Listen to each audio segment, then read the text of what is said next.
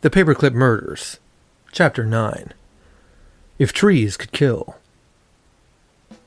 That interview was a fact-finding mission, and it accomplished much of what I expected to, which was about nil, zip, and nada, three sisters I never liked to see coming at me.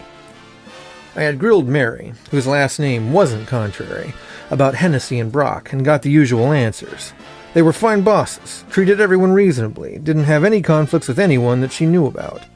Brock was going through a divorce and had allegedly made a pass at one Patty Birmingham, which I noted down to follow up on.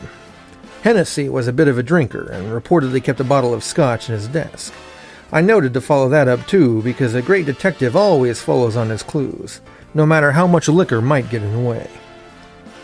After Mary had left the office, I had Patty come in and we discussed Brock and his attempt to lip sync all over her. Now, this is where things got weird and uncomfortable. Patty was a housewife, 2 children, but she still kept a reasonable figure and she wasn't a bad-looking bird. So when I started questioning her about Brock, she got twitchy. Her fingers started playing with the hem of her skirt, with a lock of her hair, and she started having trouble making eye contact. She acknowledged that Brock had been attracted to her and had made the mention of that specifically to her. Here, I thought I felt an unpleasant instinct kicking in, something low and deep in my gut, almost like I'd eaten bad sausage the day before.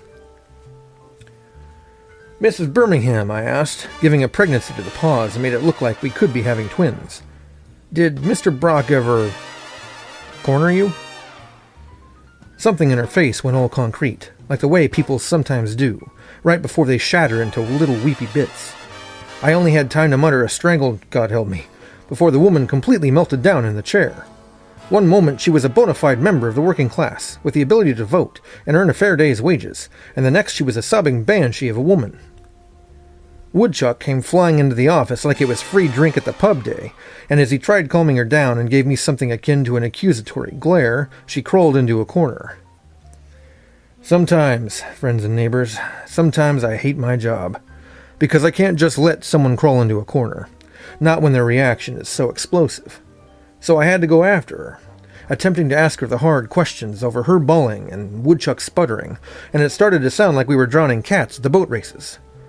Eventually, through her strangled answers, I began to piece together why she was freaking out, and it wasn't pleasant. Not in the least.